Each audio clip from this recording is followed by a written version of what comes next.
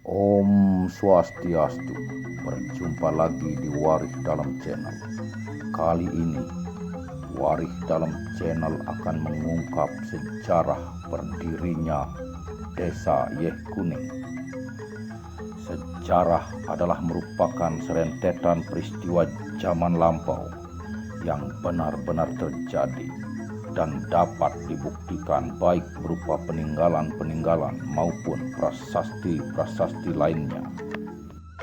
Karena rasa cinta kami akan sejarah juga kepada daerah dan rasa subakti kami kepada Hyang Widiwasa dan leluhur, maka kami mencoba menggali sejarah yang kali ini adalah sejarah Desa Yeh Kuning. Jika semeton memiliki rasa yang sama, maka wajiblah kiranya untuk membantu kami dengan subscribe. Dengan sejarah terbentuknya Desa Yeh Kuning, masalah data-data yang berupa peninggalan adalah betul-betul menunjang kebenaran dari sejarah terwujudnya Desa Yeh Kuning. Adapun peninggalan-peninggalan tersebut adalah: 1. Berupa lepusan air atau bulakan yang sampai saat ini masih ada di sebelah batas timur Desa Yeh Kuning, berbatasan dengan Desa Dlodbrawah. 2. Berupa sebuah bangunan pura yang diberi nama Pura Ulun Kuning, yang letaknya di sebelah utara Desa Yeh Kuning, yaitu di Dusun Tengah Desa Yeh Kuning. 3. Beberapa orang sumber seperti orang-orang tua yang ada di Desa Yeh Kuning yang pernah diberitahu oleh leluhurnya terdahulu mengenai adanya Desa Yeh Kuning. Itu juga merupakan data yang aktual untuk menunjang kehidupan sejarah Yeh Kuning. Di dalam pengungkapan sejarah berdirinya Desa Yeh Kuning, kami tim Warih Dalam Channel juga mendatangi satu persatu nama-nama warih ataupun Pertisentano yang ada di dalam buku sejarah ini. Kurang lebih di tahun 1818, Desa Yeh Kuning terdiri dari hutan alang-alang dan semak belukar yang lebat. Tapi pada saat itu juga Desa Yeh Kuning telah dihuni oleh manusia yang merupakan penduduk yang jumlahnya tidak begitu banyak. Salah seorang dari penduduk tersebut sebagai pemimpin mereka yang bernama Pan Minding. Kemudian tim Warih Dalam Channel melakukan pendekatan terhadap sesepuh desa dan juga penglingsir dan juga orang-orang yang pernah duduk di kepemerintahan Yeh Kuning, dan semua jawaban tertuju kepada keluarga Bapak Tastre dan Bapak Sindre dan semua tokoh-tokoh masyarakat yang kami datangi menginginkan situs yang bersejarah itu dibangun kembali. Maka daripada itu, kami dari tim Warih Dalam Channel memohon bantuan kepada saudara sekalian untuk ikut membangun situs bersejarah tersebut dengan cara subscribe, like, dan share.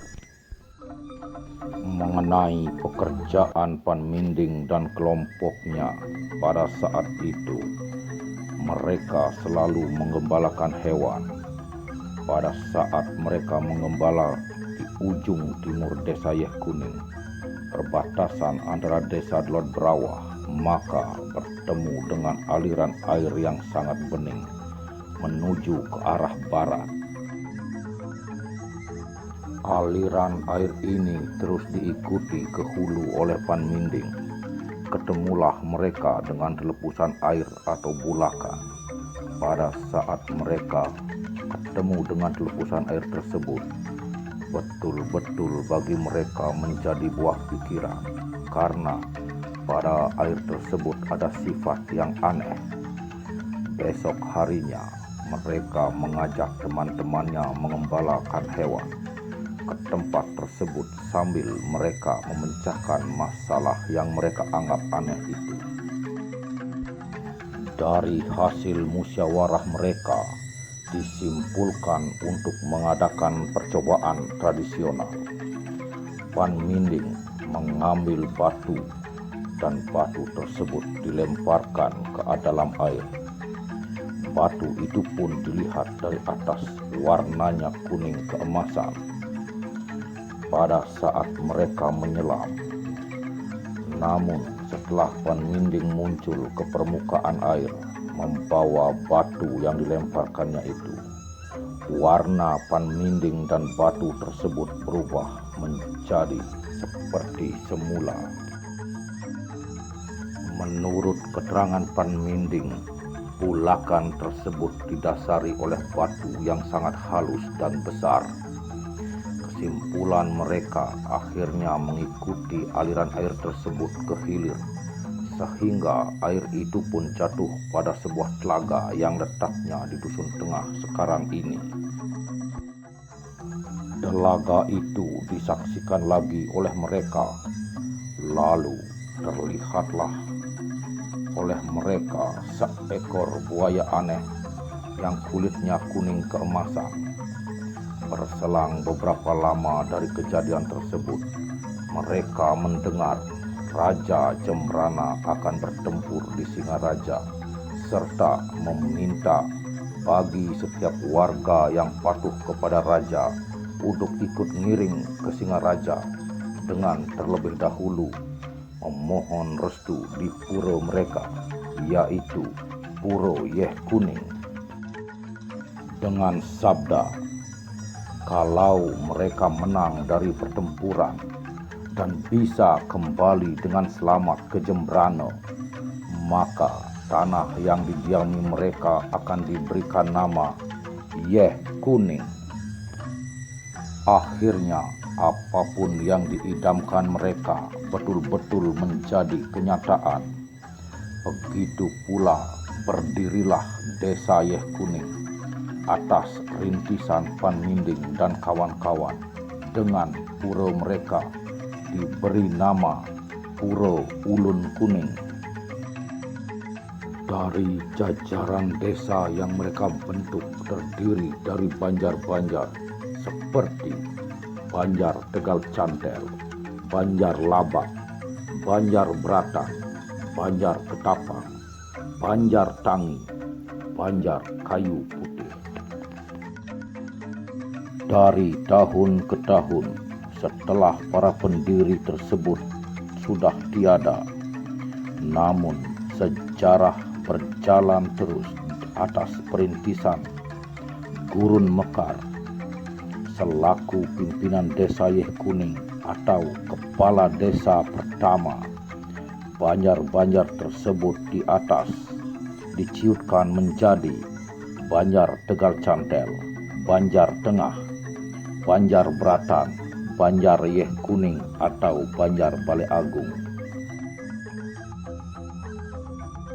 Demikian halnya Desa Yeh Kuning mengalami mutasi kepemerintahan sebagai wujudnya perkembangan zaman.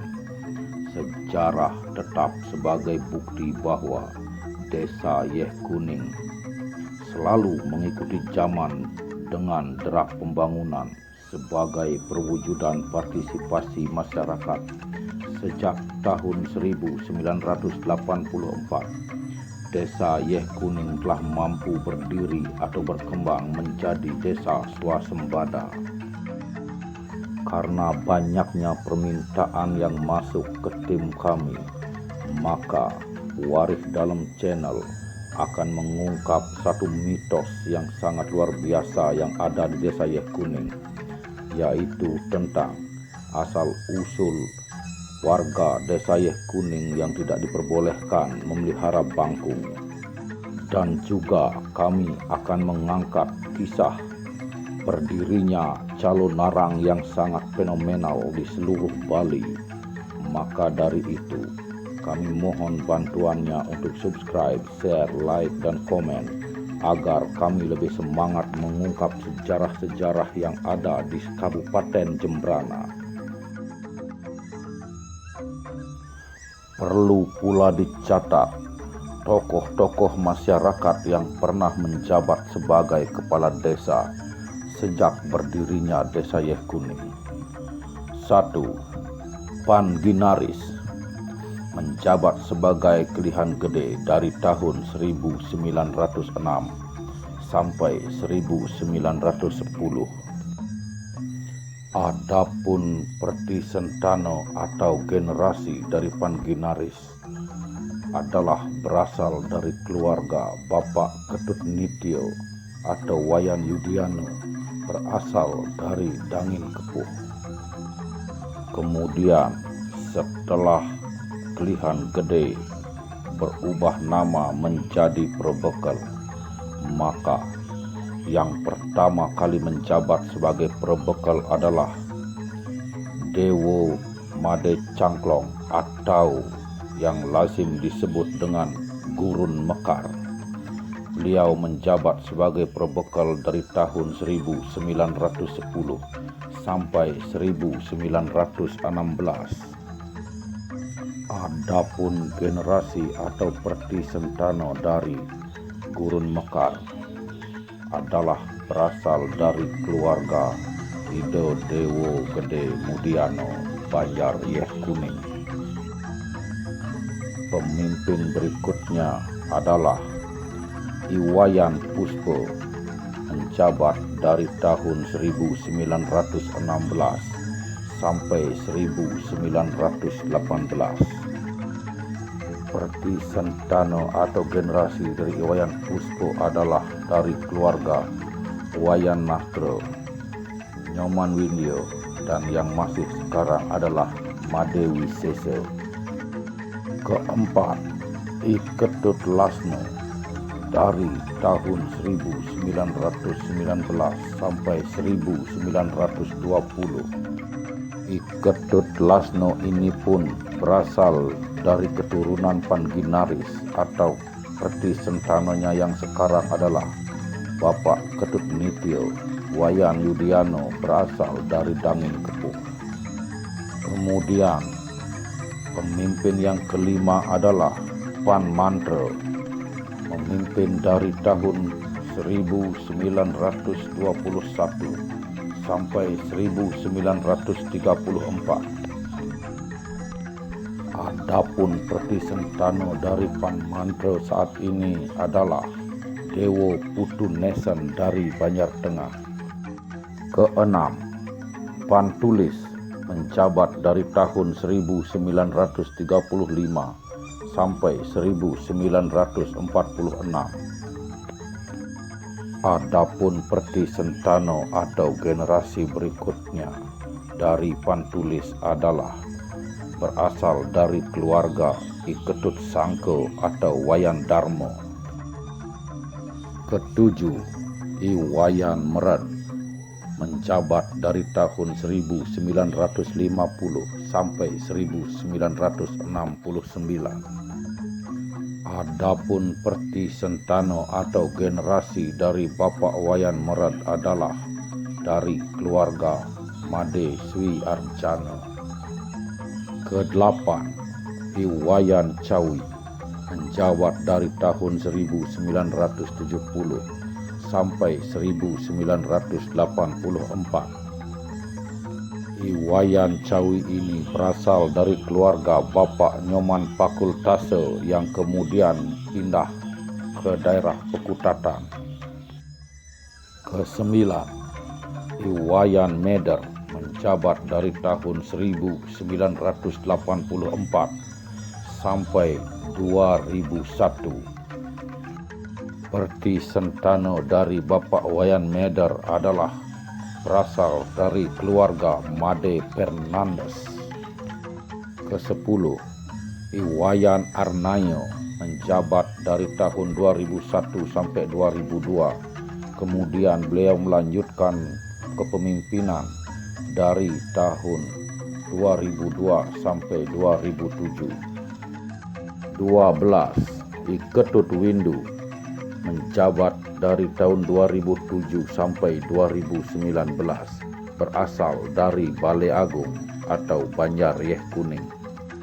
Kemudian Perbekel yang sekarang ini atau Perbekel ke-13, I Gusti Made Adiase Susilo, mulai menjabat dari tahun 2019 sampai sekarang. Kemudian kami juga melakukan perbincangan dengan para tokoh-tokoh adat ataupun tokoh desa yang ada. Besar harapan mereka kita mampu mendirikan lagi atau memperbaiki situs yang ada sekarang ini. Inilah wawancara singkat kami dengan tokoh masyarakat.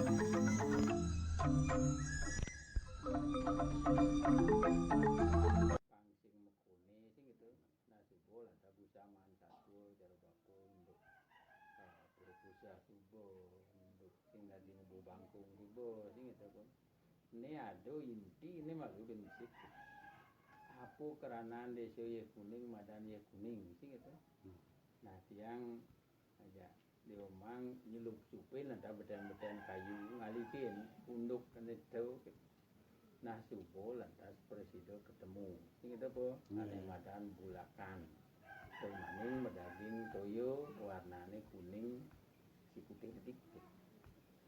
Nah di Suban lantas apa adanya tonggak sejarah totonan situs ane Madan Yeh Kuning tumbuh bakat yang ketemuin yani bapu angon tiang malunan malu generasi Yeh Kuning harapan bapu ke depan tentang situs totonan tuh malu tuh harapan bapu inti sari kenah bapu malu manah bapu tuh nasi tiang pangadongon kenik-kenik bayangan benjangan gitu.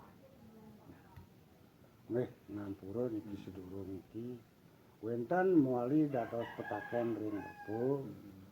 Tunasan bapo untuk linggih rumangku sareng kalih puniki. Nah, sekuanten bapo kadi angenan alingsir, sekuanten atuno liwat masih bapo. Yen indik kadi napi kebaosan kadi sanewau sampun diketemukan. Sampun apian patut.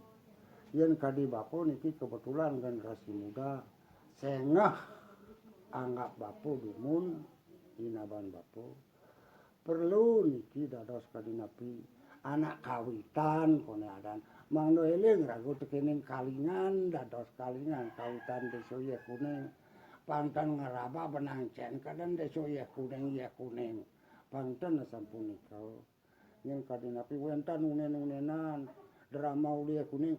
Nak drama Yeh Kuning, sekuanten kawitan ten uningin niki.